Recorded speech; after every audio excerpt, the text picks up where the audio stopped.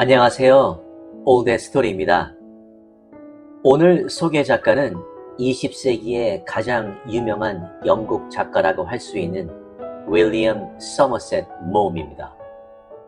예전에 모음 작품들 몇 개를 소개시켜 드린 적이 있었는데 많이 기억하시겠죠?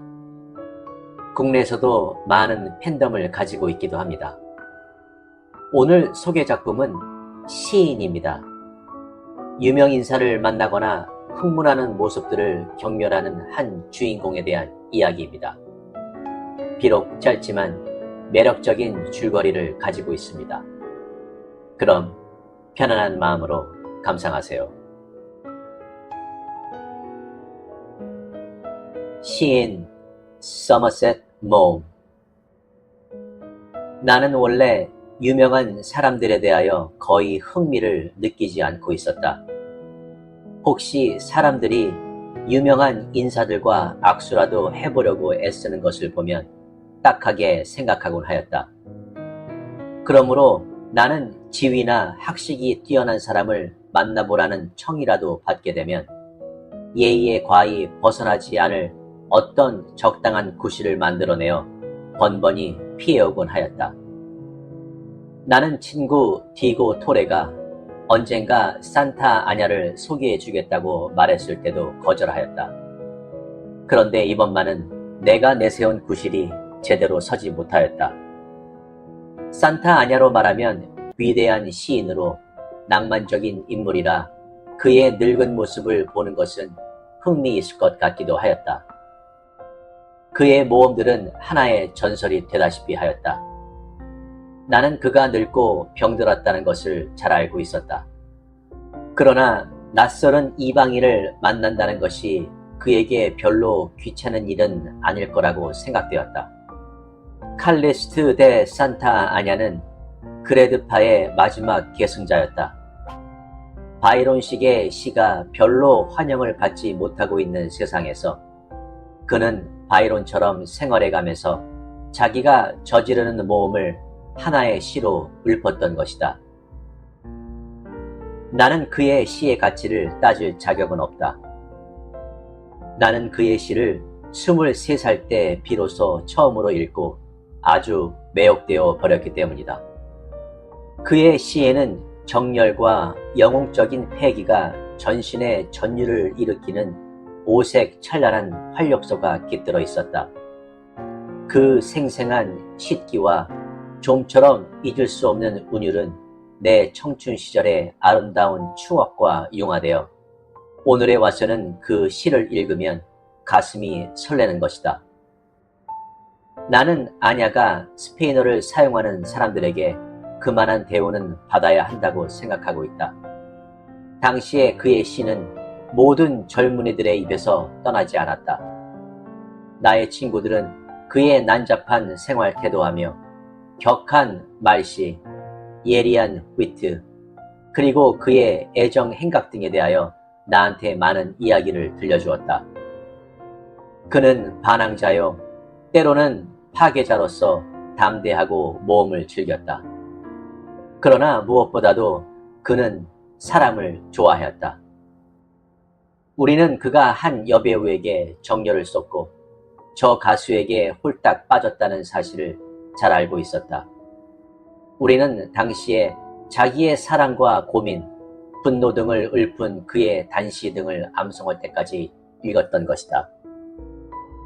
그리고 우리는 부르봉가의 가장 자존심이 강한 후손인 스페인의 어느 공주가 그의 간청에 못 이겨 사랑을 하다가 그가 거들떠보지 않게 되자 수녀가 된 것도 알고 있었다.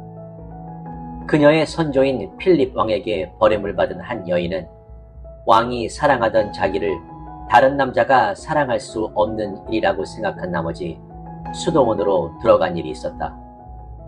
아냐는 세상의 어느 임금보다도 더 위대한 셈인가? 우리는 그 공주의 낭만적인 처사에 박수를 보냈던 것이다. 그것은 그녀에게 명예로운 일인 동시에 이 시인의 마음에도 맞는 일이었다. 그러나 이 모든 일은 오래전의 일이다. 그는 더는 바랄 것 없는 세상에서 은퇴하여 그가 태어난 고향 마을 예시자에서 은거하며 25년 동안이나 살아왔다. 디고 토레가 그를 나에게 소개하여 주겠다고 말한 것은 내가 그 시인 때문이 아니라 아름다운 안달루시아 시가 마음에 들어 그곳에 가겠다는 뜻을 전하였기 때문이다. 산타 아냐는 때때로 젊은 문인들의 방문을 허락하고 그들에게 한창 때 하던 열변을 토하는 모양이었다. 지금 그의 건강은 어떤가? 하고 나는 물었다. 아주 좋아. 그분 혹시 사진 있어? 없어. 35세부터는 카메라 앞에 서기를 싫어해왔다네. 그분은 후세에 자기의 젊은 모습만 기억하게 하겠다는 거야. 나는 그것을 일종의 허영이라고 생각하면서도 한편 감탄하였다. 장년기에 그는 뛰어난 미남이었다. 그는 자기에게서 젊음이 영원히 사라져가는 것을 느꼈을 때 열광적인 흠모를 받아온 자기 모습이 변해가는 것을 괴로운 마음으로 지켜본 사실이 그의 시에 나타나 있었다. 나는 친구의 제의를 거부했다.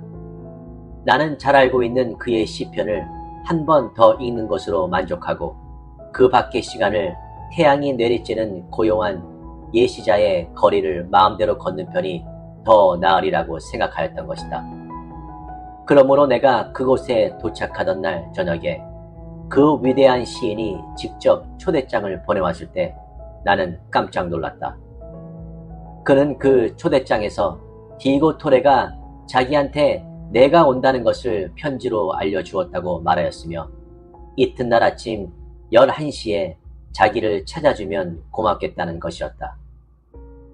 나는 정한 시간에 그를 찾아가는 수밖에 없었다. 내가 묵고 있는 호텔은 내거리에 있었으며 봄날 아침이라 거리는 매우 혼잡을 이루었다. 그러나 나는 거리를 벗어나자 인적이 드문 곳에 이르렀다.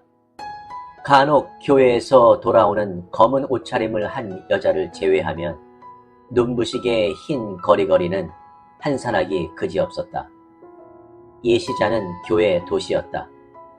어디 가나 허물어진 교회의 모습과 종탑을 찾아볼 수 있으며 거기에는 황새가 둥지를 짓고 있었다.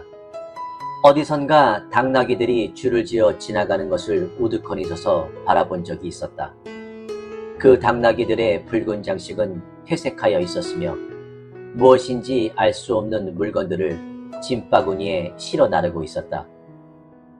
그러나 당시의 예시자는 매우 중요한 고장으로 그 흰 집들은 거의가 대문이 훌륭한 문장들로 장식되어 있었다. 신세계인 미국에서 달러가 이곳에 흘러들어 미국에서 돈을 모은 모험가들은 말년을 이곳에서 보냈던 것이다. 산타 아냐가 사는 집도 그런 집 중에 하나였다. 나는 문 앞에 서서 초인종을 잡아당기고 나서 그가 이런 집에서 사는 것을 흡족하게 생각하였다. 그 웅장한 대문에는 그 위대한 시인에 대한 내 상상에 부합되는 기울어져가는 장엄성이 엿보였다. 초인종 소리는 집안에 울려 퍼졌으나 아무도 대답하는 사람이 없어 나는 두세 번 불을 잡아당겼다. 드디어 코 밑에 털이 보송보송한 할머니가 문간에 나타났다. 누구를 찾으시오? 하고 그녀가 물었다. 그녀의 검은 눈은 빛났으나 표정은 어두웠다. 나는 이 여인이 바로 그 노시인의 시중을 드는구나 하고 생각하였다. 나는 그녀에게 내 명함을 내주었다. 주인과 만나기로 약속하였습니다. 그녀는 쇠 대문을 열고 나더러 들어오라고 하였다. 그리고 잠깐 기다리라고 하더니 위층으로 올라갔다. 뜰하는 거리와 마찬가지로 서늘하여 기분이 상쾌하였다. 그 집은 균형이 잘 잡혀 있어 콩키스타도데스의 한 추종자가 지었다는 것을 곧 짐작할 수 있었다. 그러나 페인트 칠이 퇴색되어 있고 바닥에 깐 타일은 깨어져 있으며 벽의 회는 군데군데 떨어져 나갔다. 곳곳에 가난이 들여다 보이지만 누추하지는 않았다. 나는 이 시인이 가난하다는 것을 알게 되었다. 간혹 그에게 돈이 쉽사리 굴러 들어왔으나 그는 조금도 대견스럽게 여기지 않고 마구 써버렸다. 그는 지금 궁한 생활을 하고 있는 것이 분명하였지만 그것을 별로 개의치 않았다. 뜰한 복판에 테이블 양쪽에 의자가 하나씩 놓여 있고 테이블 위에는 2주일 전의 신문들이 얹혀 있었다. 나는 무더운 여름밤에 그가 거기 앉아 담배를 내뿜으면서 무슨 생각들을 하였는지 궁금하였다. 벽에는 어둡고 조잡한 스페인 가구들이 놓여 있고 그 위로 손질한 판화가 걸려 있었다. 그리고 문 양옆에는 한 쌍의 낡은 권총이 걸려 있었다. 아마도 그가 한창 결투로 이름을 날리던 시절에 사용하던 무기였을 것이다. 그 집에서 풍기는 분위기는 내가 어렴풋이 느낀 바와 같이 그 낭만적인 시인이 잘 어울리는 것으로 나는 거기에 완전히 압도되고 말았다. 그 고상한 가난은 그의 화려하던 청년 시절 못지않게 장엄한 영광으로 그를 에워싸고 있었다. 그 자신에게도 옛 콩키스타도레스의 정신이 깃들어 있었으며 그가 허물어져가는 커다란 집에서 남다른 생애를 마친다는 것은 그럴듯한 일이었다. 시인이라면 마땅히 그렇게 살다가 죽어야 할 것이다. 나는 이제 그 서늘한 분위기도 흡족하게만 보았으므로 앞으로 그를 만날 일이 어쩐지 거북하게 생각되어 차츰 초조해지기 시작하였다. 나는 담배를 붙여 물었다. 약속된 시간에 찾아왔는데 그 노시인은 왜 나타나지 않은지 궁금하였다. 그곳의 정적은 이상하게 마음에 걸렸다. 마치 지난날의 유령들이 그 고요한 뜰 안에 몰려와 예전에 죽은 사람들이 되살아나 나한테 다가오는 듯한 섬뜩한 느낌마저 들었다.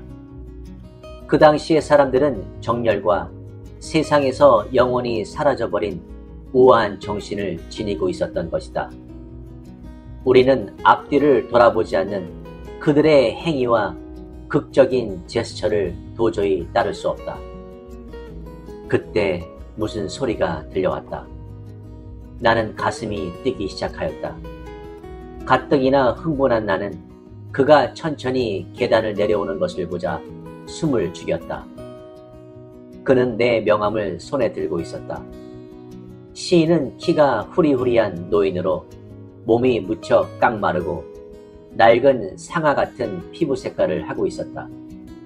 머리는 희고 숱이 많았으나 짙은 눈썹만은 여전히 검었다.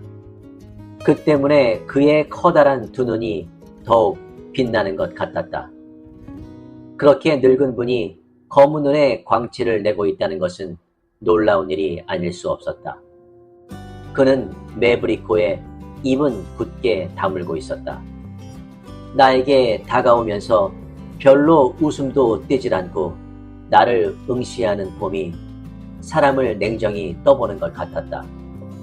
그는 검정 양복을 입고 한 손에는 태가 넓은 모자를 들고 있었으며 그의 거동에는 자부심과 위엄이 엿보였다. 그는 내가 생각하고 또 바라던 그대로의 모습을 하고 있었다.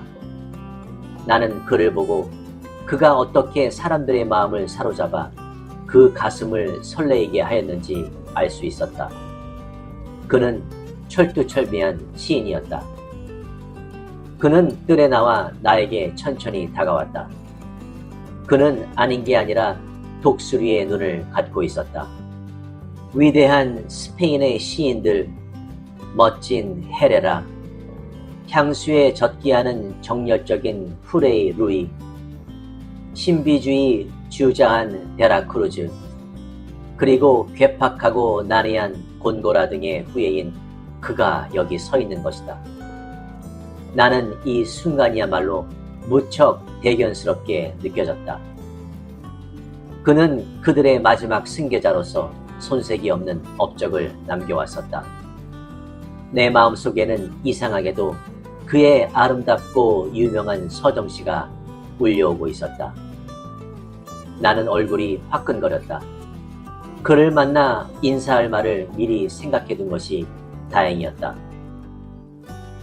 저와 같은 이방인이 당신 같은 위대한 시인을 만나 뵙게 된 것을 무한한 영광으로 생각합니다. 그의 예리한 눈에 어떤 호기심 같은 것이 스쳐가더니 이상한 입가에 미소가 떠돌았다. 여보시오, 나는 시인이 아니고 털 장사라오. 잘못 오셨군요. 산타 아냐는 옆집에 살고 있어. 나는 집을 잘못 찾았던 것이다.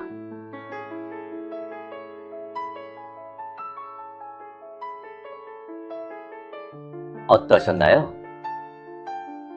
작가 모험은 뛰어난 문체, 많은 사회적 악덕에 대한 날카로운 조롱, 아이러니한 냉소주의가 그의 특징인데요. 이 작품에서는 시인의 모습에서 나레이터의 감정은 절정에 달했다고 볼 수 있습니다. 오래된 상아색 피부, 음울한 불길, 웃지 않는 눈, 차가운 평가의 표정, 독수리의 눈, 엄청난 순간, 사랑스럽고 부드러운 노래와 은유. 나레이터는 위대한 시인만이 그런 특징을 가질 수 있다고 확신합니다. 과장된 표현인 그의 모든 면에서 시인이었다는 표현을 사용하며 만들어진 효과를 강화하고 묘사를 약간 터무니없게 들리게 합니다. 작가는 은유적 별명을 동반한 여러 암시를 사용하여 효과를 더욱 두드러지게 하는데요. 하지만 결말은 매우 예상치 못한 것입니다. 진실을 알게 된 순간 이후에 나레이터의 감정에 대해 의도적으로 아무것도 말하지 않습니다. 바로 그 다음은 독자들의 상상에 맡기는 것이겠죠.